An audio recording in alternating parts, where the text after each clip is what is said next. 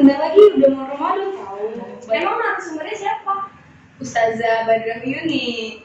Oke, kita langsung aja kali ya. Iya, langsung. Assalamualaikum Ibu. Waalaikumsalam warahmatullahi wabarakatuh. Tadi kan kita bercakap-cakap kalau misalnya salah satu dari kita ada yang belum mengganti puasa di bulan lalu, di tahun lalu. Nah, aku mau nanya dong, gimana sih seputar dari puasa qadha itu? Bismillahirrahmanirrahim. Assalamualaikum warahmatullahi wabarakatuh. Alhamdulillah ditanya, terima kasih ya udah ditanya. Sebenarnya kalau masalah qadha Ramadan nggak cukup ngomongin tentang apa itu qadha Ramadan, karena kita kan pasti harus memahami bagaimana sih konsep Ramadan itu yang sebenarnya, lalu kenapa sampai orang bisa batal, terus siapa aja yang saat itu boleh untuk tidak berpuasa.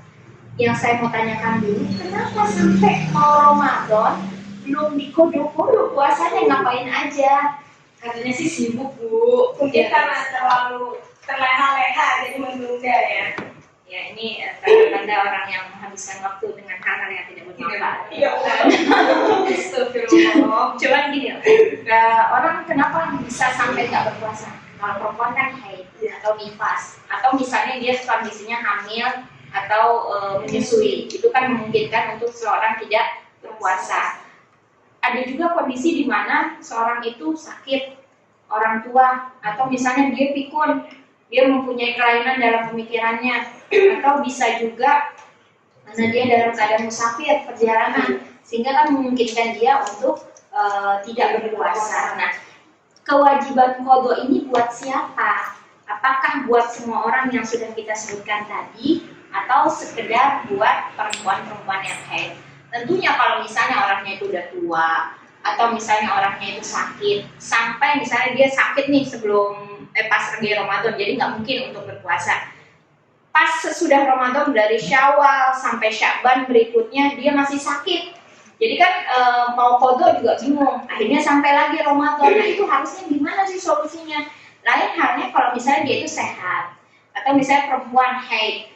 Lalu gimana teknis qadhanya? Jadi sebenarnya permasalahan di dalam masalah mengqadha puasa itu banyak macamnya.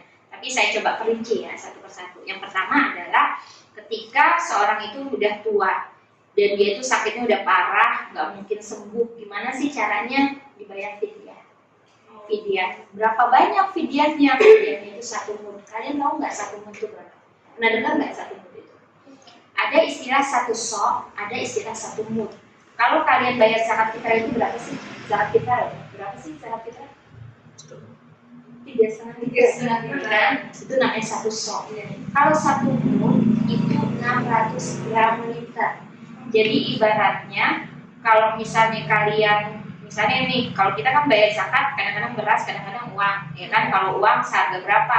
Bisa berapa sih? 50.000 ya, 60.000 tergantung harga berasnya. Sedangkan kalau 1 mud itu kan 600 gram. 1 kilo itu kan 1000 gram. Berarti kalau 600 gram itu kan nggak sampai 1 kilo. Berartinya nggak sampai 10.000. Itu per hari. Nah, puasa kan 30 hari. Itu terserah. Ulama berbeda pendapat tentang metode pembayarannya.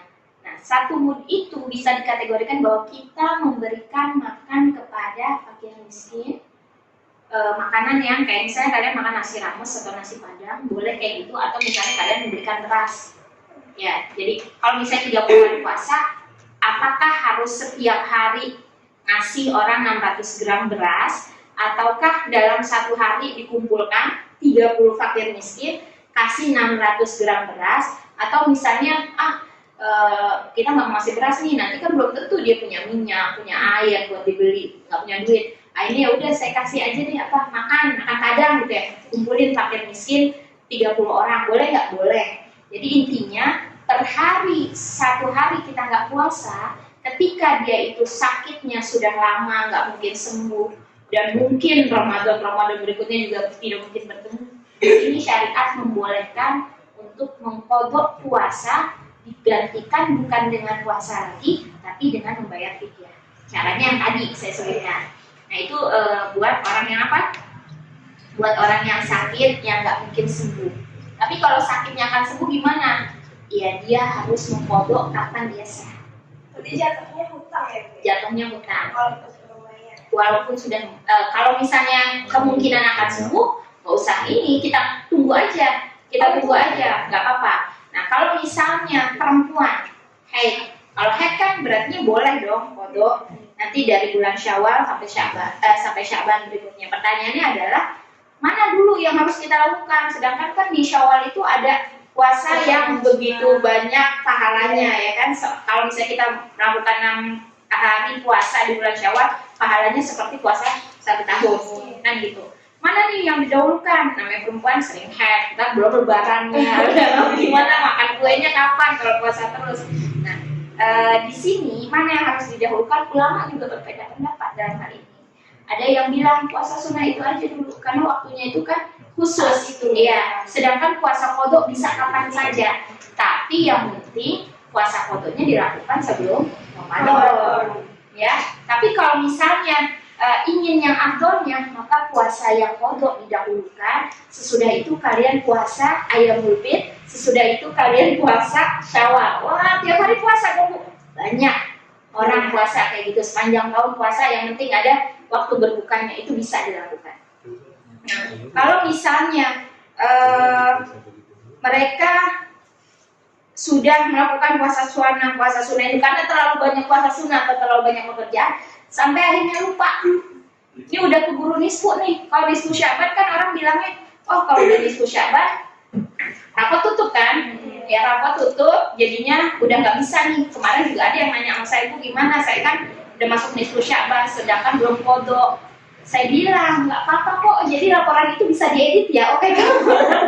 Ya nggak begitu juga. Allah tahu, mereka catat gitu. Nah, jadinya tetap walaupun misalnya hari ini kita masih punya qadha Ramadan 1 lagi dan besok bulan puasa, masih boleh loh qadha sehari sebelum Ramadan. Oh, masih boleh. Yang penting itu puasa qadha, bukan puasa sunnah. Kalau misalnya puasa sunnah, kalau misalnya dia emang dawamin sepanjang harinya, sepanjang tahunnya dia itu puasa terus, nggak ada masalah. Yang penting bukan di hari-hari yang diharamkan untuk berpuasa. Kalau di hari-hari yang diharamkan berpuasa kan setahun kita ada 5 hari ya yang diharamkan berpuasa, yaitu 1 Syawal, 10 Zulhijjah, 11, 12, 13 Zulhijjah, hari tasyrik itu. Nah, itu sisanya kalau mau puasa sunnah boleh sebenarnya, dengan catatan dia sudah dawam. Balik lagi ke masalah qadha yang tadi, kalau misalnya dia ternyata udah masuk Ramadan belum qadha, ulama juga berbeda pendapat nih tentang ini.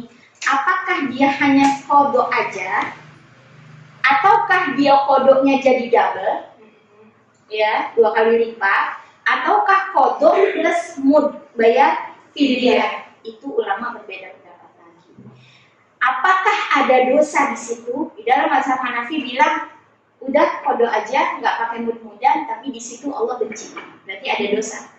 Dalam mazhab Syafi'i, kalau nggak salah Hambali juga qadha aja, tapi makruh.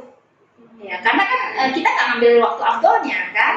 Terus intinya ulama berbeda pendapat dalam hal itu. Bahkan di mazhab Maliki qadha plus mud. Jadi nggak cukup qadha karena dia sudah menunda hutang. Jadi intinya hutangnya berlapis. Makanya jangan supaya nggak ada lapisan, harus langsung diqadha. Jadi lebih baiknya bagaimana? Jadi lebih baiknya misalnya kamu selesai haid nih, nanti Ramadan selesai, Syawal masuk, udah bersih, puasa qadha dulu. Yang bagusnya ya. Kalau misalnya pas habis Syawal kan ada orang yang haidnya lama, atau misalnya dalam waktu nifas. Kalau nifas kan menunggu berhenti dulu. Udah selesai seperti itu, masuk waktu Syawal, puasa Syawal dulu. Dan tidak ada mungkin kalian berpikir nggak apa-apa deh Bu, puasanya di waktu Syawal, harinya hari Senin, terus kalian lihat qadha deh kan harinya 3. Itu bisa seperti itu, tetapi ulama membedakan, jangan seperti itu. Memang untuk pencatatan pahalanya itu urusan Allah sama malaikat. Cuman kita sebagai hamba, kita tetap harus memilah-milah yang namanya ibadah. Ya ini niatnya buat apa? Niatnya buat qadha, ya udah qadha. Adapun kalau itu dilakukan di hari Senin, maka dapat pahala puasa Senin. Kalau misalnya itu dilakukan pada hari Syawal, dapat puasa Syawal. Kalau kalau dilakukan pada waktu Ayyamul Bid dapat pahala Ayyamul Bid, tapi tetap niatnya bukan bareng-bareng, niatnya adalah puasa qadha. Jadi yang pertama adalah wajib qadha dulu, masih ada waktu kita sambung dengan Syawal. Kalau orang udah biasa puasa, insya Allah enggak. Dan kalau misalnya buat yang hamil, melahirkan, menyusui, nah itu ulama juga berbeda pendapat. Kalau dalam mazhab Syafi'i sendiri, kalau misalnya dia takut buat dirinya sendiri, ya maka dia wajib qadha. Dia takut buat anaknya, maka cuma fidyah. Tapi buat dia takut buat anaknya sama dirinya sendiri, maksudnya takut apa sih? Takut nanti misalnya dia kalau nggak makan, air susunya nggak berproduksi dengan baik. Nah itu dia wajibnya qadha dengan fidyah. Itu tentang hukum seputar qadha. Saya mau nanya nih, Ustazah, kan ada nih perempuan-perempuan yang udah haid tuh di masa SD, SMP masih awal. Nah itu kan kadang dia masih belum tahu hukum ya Ustazah, jadi kadang harusnya dia mengkodok, tapi dia tidak mengkodok, mungkin karena dia belum tahu juga, karena dia masih reka-reka. Dan dia baru sadar setelah SMA atau setelah kuliah, ya. Itu kayak gimana Ustazah hukumnya? Hukumnya adalah dia harus mengganti, karena kan Allah Rafiul Qalam, nah kalau nggak tahu, cuman zaman sekarang nggak tahu, ya kan? Mungkin orang tuanya nggak mengajarkan, oke Allah maha pemaaf. Tetapi intinya ketika kita tahu berapa banyak sih yang kita udah tinggalkan, dihitung aja. Qadha pelan-pelan. Caranya gimana kan? Dengan waktu-waktu puasa sunnah bisa kan dilakukan pelan-pelan, ditambah dengan zikir-zikir, baca Quran, baca sedekah-sedekah. Tapi intinya yang namanya qadha tetap harus qadha. Kalau sholat kan nggak ada qadhanya, yang ada qadhanya kan puasa. Iya.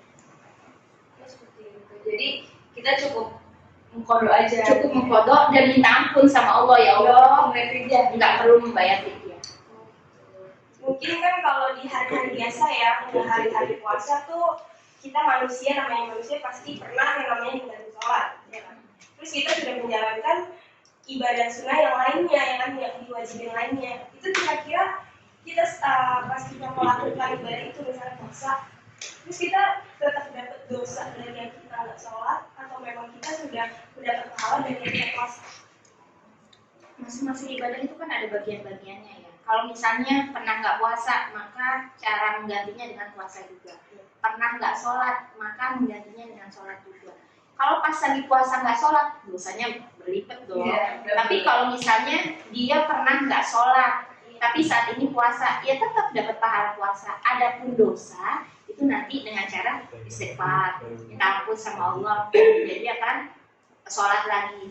Nah, kalau sholatnya kapan sih? Sholat itu kan kayak misalnya kamu habis sholat zuhur nih, kemarin lupa atau merasa nggak yakin dengan sholatnya. Habis sholat zuhur, ya sholat aja lagi. Habis sholat asar, ya sholat aja lagi. Kalau qadha itu boleh walaupun di waktu yang diharamkan, kecuali qadha puasa ya. Kalau waktu qadha puasa haram itu nggak boleh. Kalau qadha sholat, walaupun itu di waktu yang diharamkan itu boleh. Jadi kalau habis subuh kan nggak boleh sholat, habis sholat asar kan nggak boleh sholat. Tapi kalau buat qadha itu boleh. Jadi intinya kalau masalah dosa ya dibagi-bagi. Tapi balik lagi tergantung niat dan tergantung kondisi kita juga. Ya namanya kita kan manusia kan dikit-dikit dosa, udah istighfar, obatnya tobat sambal. Iya. Ya pahalanya tetap ngalir ya. Puasanya. Kalau pahala itu hak prerogatif Allah. Intinya kita berbuat baik aja deh. Karena kamu melakukan sholat misalnya 1000 rakaat, Novelia melakukan juga sholat misalnya 500 rakaat, banyak kan mana sih? 1000 kan? Harusnya kan banyakan ini pahalanya. Tapi kita nggak bisa tahu apa kata Allah. Allah bilang, udah tuh yang 2 rakaat aja yang banyakan pahalanya, bisa. Kan tergantung Allah. Jadi wallahu a'lam. Tapi intinya kita berbuat baik terus. Oh jadi gitu ya Ustazah. Alhamdulillah nih kita jadi tahu banyak ya tentang qadha. Iya, menjelaskan Ustazah juga jelas banget. Ya mungkin lain waktu kalau kita emang ingin tahu-tahu lagi ya bisa nanya-nanya ya Ustazah. Yang penting jangan cuma pas pengen tahu doang, terus ngaji. Iya, benar insyaallah. Bismillah ya. Iya. Mungkin Ustazah ada yang mau disampaikan buat biar penyemangat di bulan Ramadan nanti.